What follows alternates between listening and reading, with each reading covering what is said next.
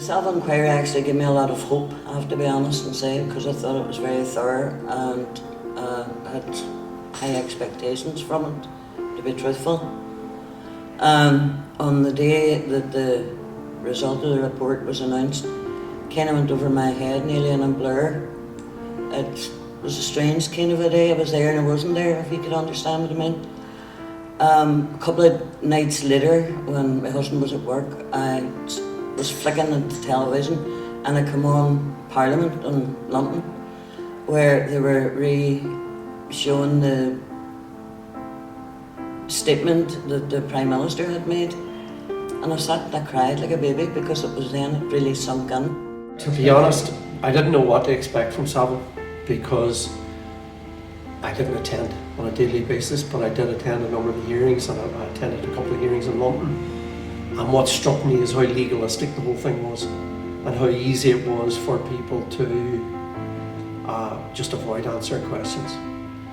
And there were times, I have to say, when it occurred to me, and I'm saying this from a non-legal perspective, that I thought that the legal community that was representing the families and other interested parties should have walked out and protested at certain things that happened in Saville. I think they played the process too much. I had gone over the time of Jared's kiss in London, and I remember sitting in the soldier who drove Jared into the barracks, and he said there was no nail bombs, nothing on when I was driving the car, and I would not have put my own life at risk. And I remember the solicitor saying, "Great, brilliant, Geraldine, no, that's what you need there." And I was like, no, just no hope. A week before the report, I did have a conversation with David Cameron. We took a corner in the members' lobby together. And obviously he didn't know at that stage what was going to be in the report. I didn't know what was going to be in the report, but we just talked about some of the issues that might arise. And one of the things, for instance, was going to be, was the Saville report going to say something about people haven't seen IRA guns or whatever on the day? And I'd made the point to David Cameron that if something like that emerged and people, particularly on his benches, were trying to season that needed to remember that one, none of that was material to the behaviour of the army. Two, none of that evidence had actually come from any of the army witnesses in the inquiry. That evidence had only come from Derry people, and it was very clear that it was completely immaterial to the serious actions of the army that day, because we were just concerned that there could be things that could be distorted. So when it came to the eve of the report, I got a phone call on the evening from Owen Patterson, who was the Secretary of State, who wanted to check that I knew where I was to be the following morning, where I was to join the sort of the controlled reading in the Cabinet Office. And he then said to me, he said, David says that he remembers what he's said to you. And I said, David, who's David? And he said, the Prime Minister. And of course, David Cameron had said to me in the conversation that whatever needed to be said, he would say. He said that he would read the report honestly and he would say what needed to be said. But one of the things that I had mentioned to him was, I said, don't be clumsy about it, but just say Derry naturally a few times.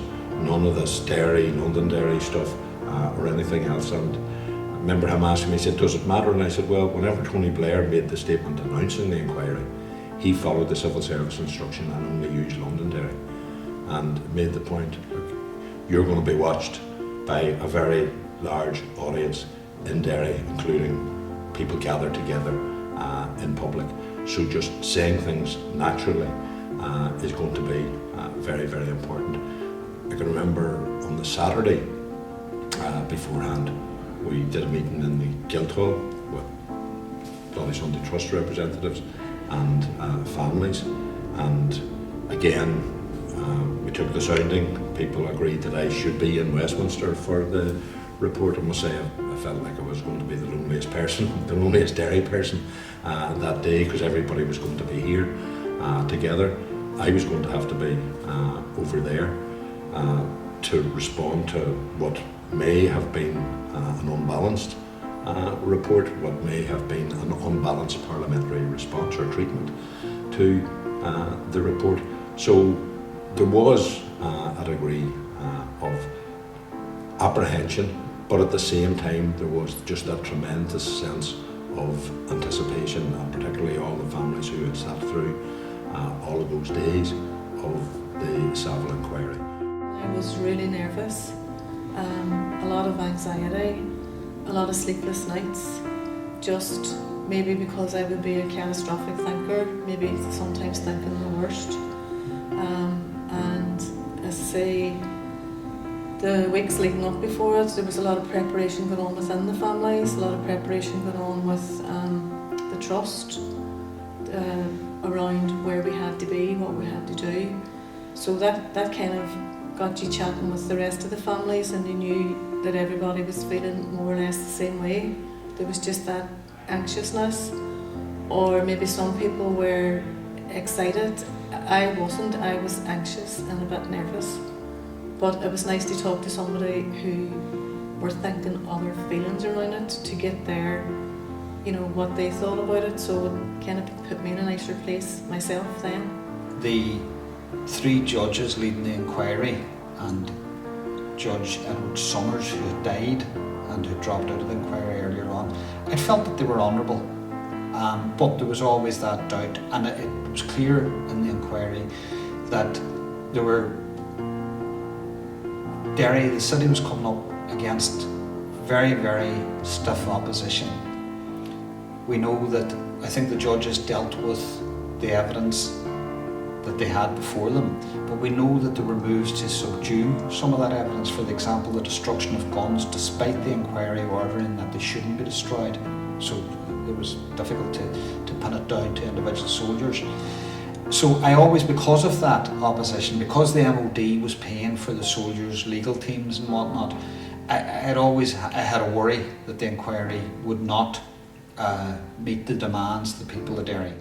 It wasn't 100% guaranteed what was going to happen, although when the report was released, I was happy enough for the decisions that Saville made, for the acceptance of unjustified and unjustifiable.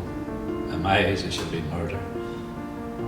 Because what he says made it handy for the government, and there's Irish solicitors to turn around and do whatever they could do to sort of block anything we were looking for them, because it wasn't a definite murder. In their eyes, it was unjustified and unjustifiable, which in my eyes, my family's eyes, is beyond belief. I expected that Saville's report would be heavily influenced by the need or the requirement in the midst of the peace process for the British government to clear up some of those without, as we see, 10 years after Saville and 20 years after the peace process, without them handing over any of the people responsible. And at the end of the day, the soldiers killed and wounded 28 people, but they were clearly being led by senior army personnel, who in turn were being directed by senior political personnel. British government, in my view, and I remain cynical about that, have no intention of handing over any of those people.